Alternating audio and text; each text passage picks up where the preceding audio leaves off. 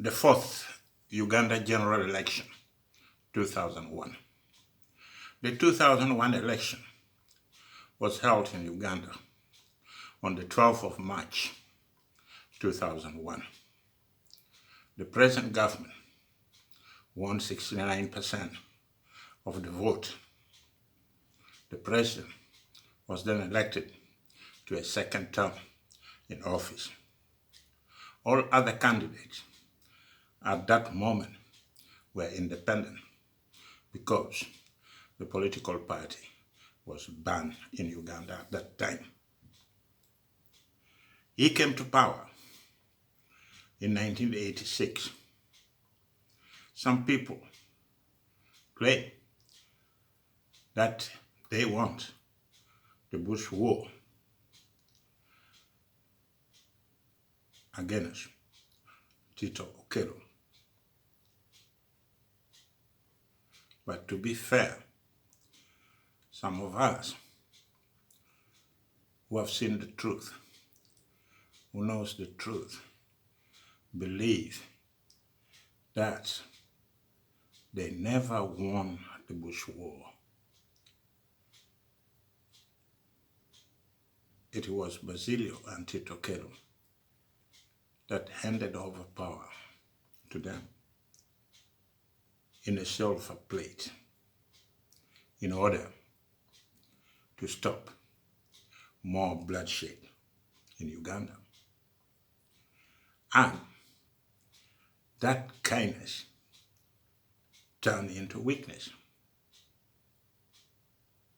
But claiming to have won the Bush War is a misplaced argument. One of the main rivals during the election was 𝐔𝐠𝐬𝐬, who was the president's personal physician and a military officer who broke away from NRM government. He never considered the race, but requested a formal vote recount on the basis of voters' fraud. Even the president himself claimed that there had been rigging of the vote in favor of Dr. 𝐵𝐶𝐺. The president claimed that he should have won more than 75% of the vote. Here we go again. The independent election watchdog monitoring group said that voters' fraud was minimal. I don't understand what they really meant, because if they say it was minimal, it means there was nothing. So it means the vote was fair and clean. And that is the role of those observers. Year in, year out, when they go to observe elections somewhere around the globe, they tend to side with the government in power. And they tend to put their signature on any election as being fair. But we all know the same day after the results was announced, a pipe bomb exploded in downtown Kampala, killing one woman. A similar explosion occurred in a minibus heading towards the capital, injuring 3 people. It was not clear whether the explosion was related to the presidential election. That is when people use scare tactics scare the citizens and telling them, if you try to demonstrate, I'll come and crush you.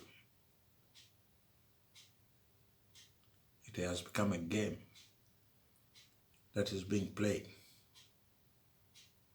in most of the African countries. Either you get tear gassed, beaten up, tortured. That is the order of the day. That is when the same people cover up their evil acts with endorsement from election observers. And when those election observers leave, people begin to suffer.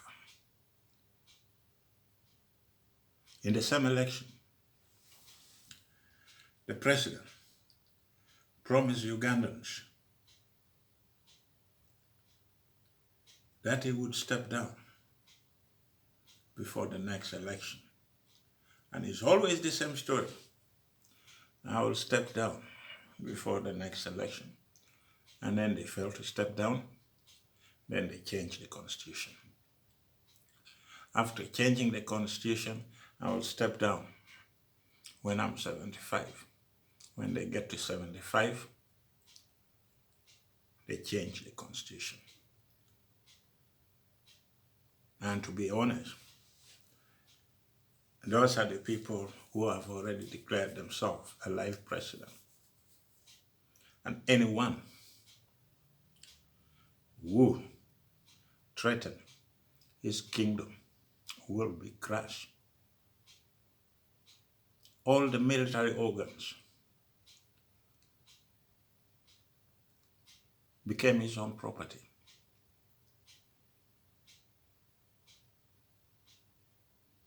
He claimed to be the only one who understands bush war. And he keeps repeating, we fought for it, and we own it, and we can do anything we want with that power. You know, dictatorship is when one person or a small group of people possess absolute power without respect to the Constitution. When they accumulate so much wealth and making them the 1% in the entire country that is staying rich, then you understand what we are really fighting against. You had a one-party system at that time. And within the one-party system, they became even more powerful, day in, day out, accumulating wealth through corruption, through so many malpractices. People like Dr. 𝐕𝐨𝐭𝐞𝐬 was in the bush in 1981. He fought with the NRA to eliminate what they used to refer to as deep sense of impunity in Uganda. But if I look back today, the impunity that is taking place in Uganda, the corruption, accumulation of wealth, while the poor become poor and the rich become richer, is worse than when they went to the bush.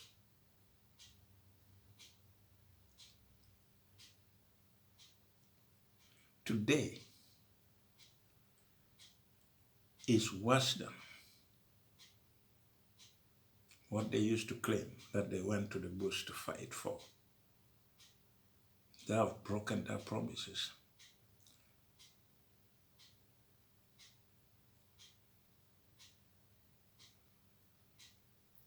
𝐵𝐴𝐵𝐴 broke away from NRM and he followed his own path. And to be honest, he was one of those officers, the commissaries, who shaped the policy that NRM is using today. And the same policy they put in place came back to haunt them all ex-Bush war candidates who decided to leave the NRM. And sometimes we think that if there's one person who had been going in and out of prison, then it's Dr. 𝐵𝐴𝐵𝐴. Prison became his second home. That is one of the men who we consider suffered a lot in the struggle to get rid of dictatorship. We created a monster. And now you have to pay the price.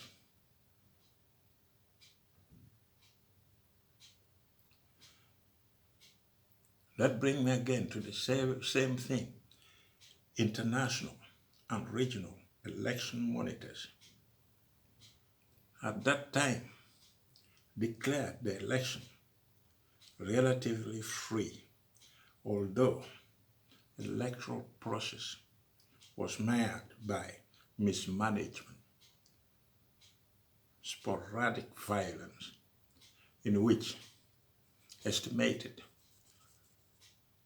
12 people were killed. And here we have people who claim to be election observers endorsing dictatorship. We all know that at that moment, the relationship between Uganda and other foreign countries were very warm indeed. They are very warm. And these people gave the president the support he needed under the pretext that they were working hard to develop democracy in Uganda. That they're working hard to help the people of Uganda. That was a lie. If you look at Uganda today, and you know exactly what I'm talking about. All these international organizations, foreign countries, based in Kampala, are the people who are endorsing dictatorship. They have lived there for a long time. They created a monster. They created a dictator. They created a life president. Believe me, it is true. It is true. They gave him a passport to bend the law whenever he feel like, and he had been doing it for a long time. Been doing it for a long time.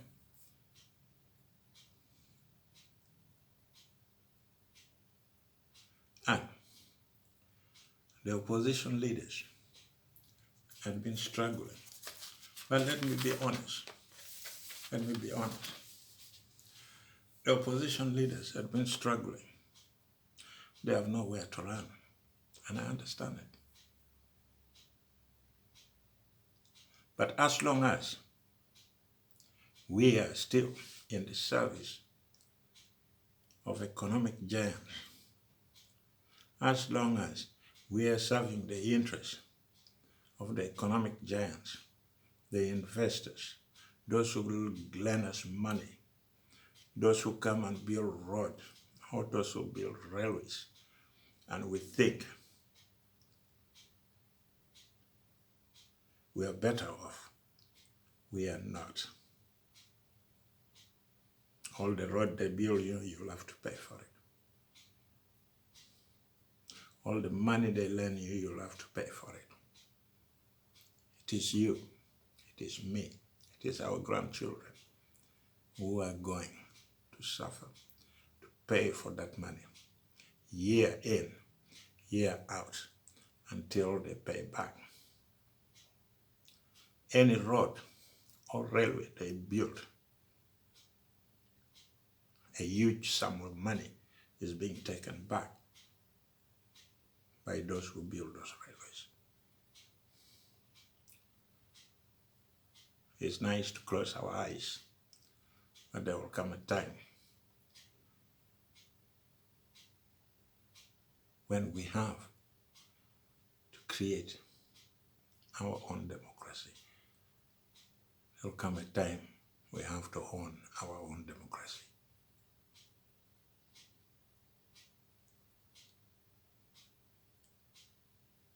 You are moving soon to another election in 2021. It is time you use your head.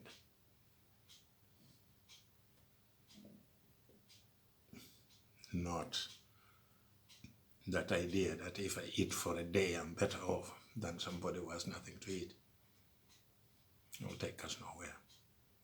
Thank you for listening. And don't forget to subscribe. I will be back.